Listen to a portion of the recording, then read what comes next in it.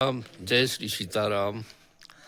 आज मैं आपको श्री राम मंदिर का आरती का दर्शन और कीर्तन और हमारे यहाँ अयोध्या जी से श्री ज्ञान द्विवेदी जी पधारे हुए हैं, उनका प्रवचन, दिव्य वाणी एवं नेगी जी के द्वारा भी भजन कीर्तन का आज कार्यक्रम सुनेंगे और आपको हम दिखाएंगे। देखते रहिए और हमारे इस चैनल को शेयर कीजिए, लाइक कीजिए और हम तुरंत दिखाएंगे। आप बिल्कुल।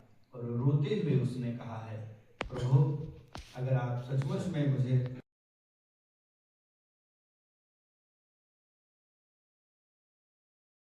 तो मैं यही चाहता हूं कि आपको देखने के बाद मेरे मन से बैर चला जाता है। मेरा मन होता है कि सब परिवार आऊं और तुम्हारे चरणों में समर्पित हो जाऊं, लेकिन अगर मैं कर लूंगा यह व्यवहार तो आपका संकल्प अधूरा रह जाएगा, आपकी लीला अधूरी रह जाएगी। आप सचमुच में दक्षिणा देना चाहते हैं तो आपको देखने के बाद भी मेरे अंदर वैर भावना बनी रहे, क्योंकि आपको देखने के बाद मेरा मन पिघल जाता है। मन होता है कि जितनी जल्दी हो सके आपके चरणों में समर्पित हो जाऊं। तो यह रूप का आकर्षण है, यह रूप में भगवान की विलक्षणता है कि रावण जैसे दुर्दांत राक्षस के मन में भी अत्यंत भावना, करुणा भावना उत्पन्न हो जाती है, वह समर्पित हो जाना चाहता है। तो भगवान का नाम, भगवान का रूप, भगवान के श्री चरणों में एक बार भी मन पहुंच जाए। श्रीमद्दाद्य शंकराचार्य भगवान कहते हैं, हे रघुनाथ जी, हमारा मन तो कभी आपके चरणों में आएगा नहीं, बड़ा उद्दंड है, तथापि अगर कभी आ जाए आपके चरणों में तो आप अपने बाएं नेत्र से अपने चरणों की ओर निहार लीजिएगा। भगवान ने कहा, आपका मन जब मेरे चरणों में आए तो बाएं नेत्र से क्यों निहारो, दाहिने से क्यों नहीं निहारो?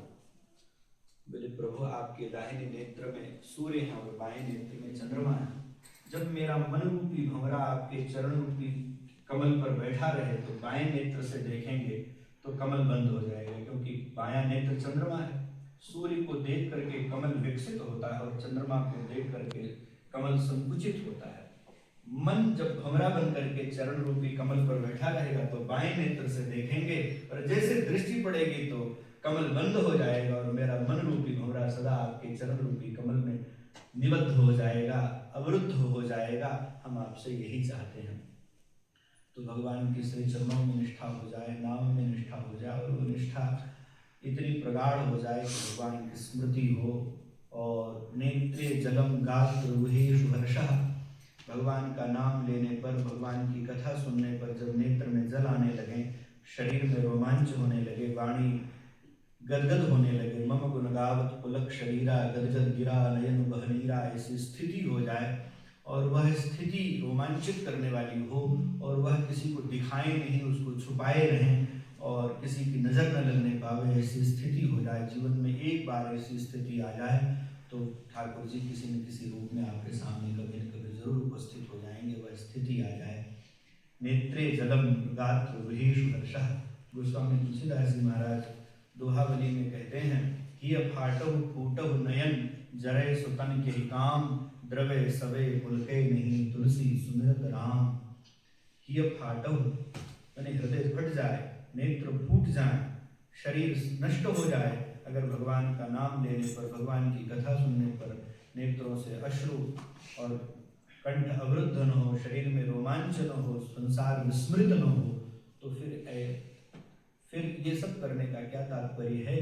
ऐसी स्थिति हमें प्राप्त हो जाए, ऐसी भगवान से प्रार्थना करनी चाहिए। भगवान का नाम लेने मात्र से भगवान उसके हृदय में बंदी हो जाते हैं। सकल भुवन मध्य निर्धनास्ते विधन्या निविशत हृदयेषां श्री हरिर भक्ति रेखा। भगवान कहते हैं, आचार्य कहते हैं, जिस व्यक्ति के हृदय में भक्ति निवास करती है वह अत्यंत निर्धन होने पर भी संसार में सबसे संपन्न व्यक्ति, साधु महात्माओं की दृष्टि में, महापुरुषों की दृष्टि में वह अत्यंत संपन्न है। क्योंकि धन संपन्न होने पर दुनिया भर के लोग मिलने आएंगे और परमात्मा उसके सम्मुख कभी नहीं आएंगे, और जिसके हृदय में भक्ति निवास करती है परमात्मा उसके सम्मुख आते हैं। सकल भुवन मध्य निर्धनास्ते धन्या निविशति हृदयेषां श्री हरेर भक्ति रेखा। और भगवान भी वैकुंठ छोड़ करके उसके हृदय में निवास निवास करते हैं और सदा के लिए उसी के हृदय में रह ही जाते हैं। ये भगवान की कृपा करुणा है। तो भगवान की कृपा अनेक रूप से हमें प्राप्त होती है। अगर इस कलिकाल में थोड़ी देर भगवान नाम संकीर्तन करने का अलग लाभ मिल रहा है तो भगवान की कृपा है। थोड़ी देर सत्संग सुनने को मिल रहा है तो भगवान की कृपा है।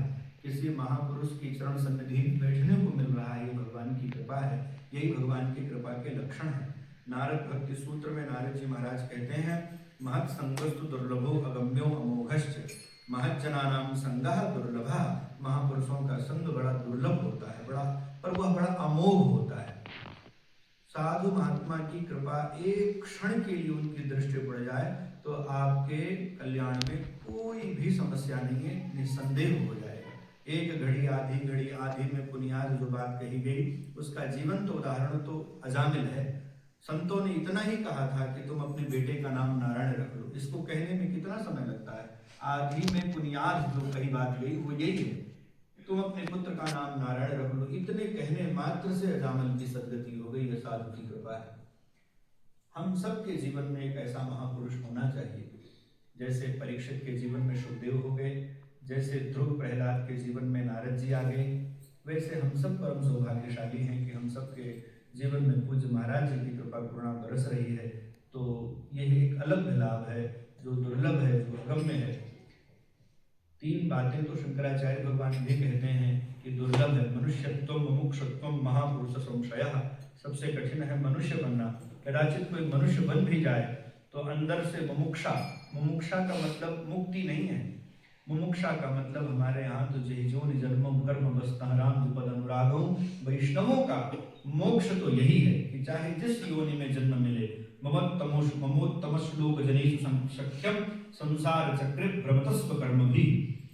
चाहे जिस योनि में जन्म मिले, प्रभु आपके भक्तों के चरण के सन्निकट रहने का लाभ मिले, यही मोक्ष है। वैष्णवों का मोक्ष यही है। वो कोई परम पद ऐसा नहीं चाहते कि वहां चले जाएं और केवल भोग मिले।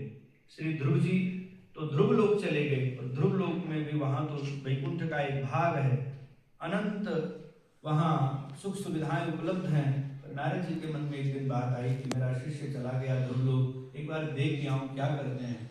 तो ध्रुव जी को देखने के लिए नारद जी गए तो वहां देखा उन्होंने कि सारी सुविधाएं एक तरफ और कुश के आसन पर विराजमान होकर के भगवान नाम का आश्रय ले रहे थे। वह जो सुख है वह अलग है, लाभ देने वाला है, वह अनंत सुख प्रदान करने वाला है भगवान का नाम। तो शंकराचार्य भगवान कहते हैं मनुष्यत्वम, मनुष्य बनना फिर भी कठिन है। भगवान की कृपा से कोई बन जाए, वैसे अपने पुरुषार्थ से तो कोई मनुष्य बनता नहीं। कबहु करी करुणा नर देहि देहि शबिमुहि तुसनेहि। भगवान की कृपा से ही हम मनुष्य बने हैं। कदाचित मनुष्य बन भी जाए तो मुमुक्षा नहीं होती है, कथा में भगवान के नाम में प्रीति नहीं होती है।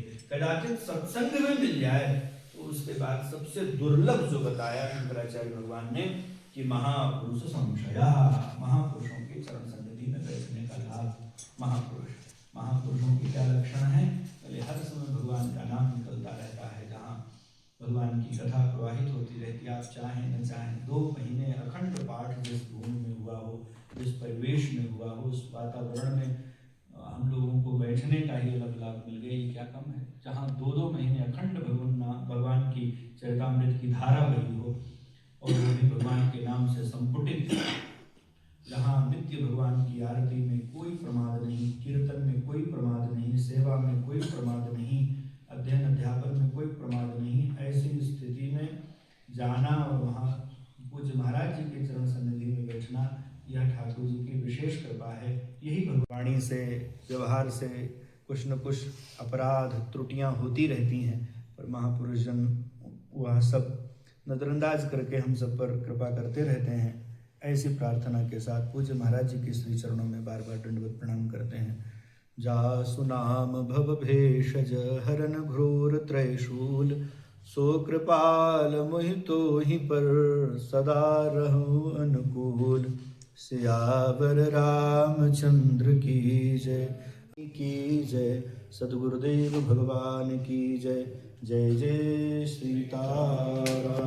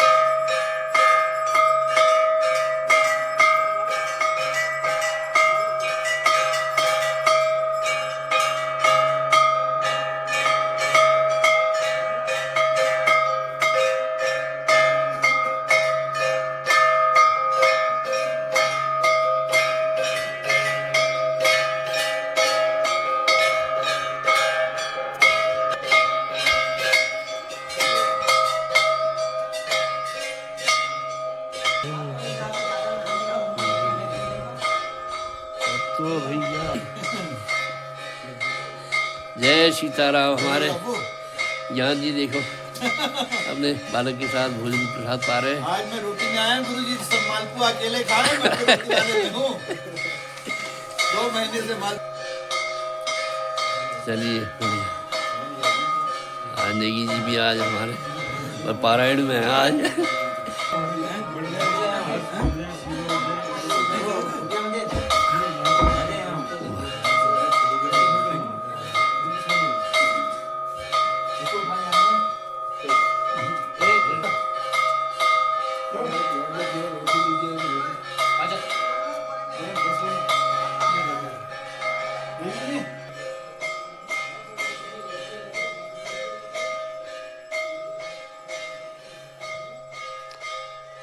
कि नई इनोवा आ गई है और पुरानी भी है। महाराज जी आरती इसमें टहल भी रहे हैं और हम लोगों की सबकी गाड़ियां यहाँ लगी हुई हैं। और आज आरती के साथ साथ हमारे राम मंदिर का यह प्राकृतिक दृश्य दिव्य, जय सिया राम, जय सिया राम, जय सिया राम, और मन प्रसन्न हो गया। जय सिया राम।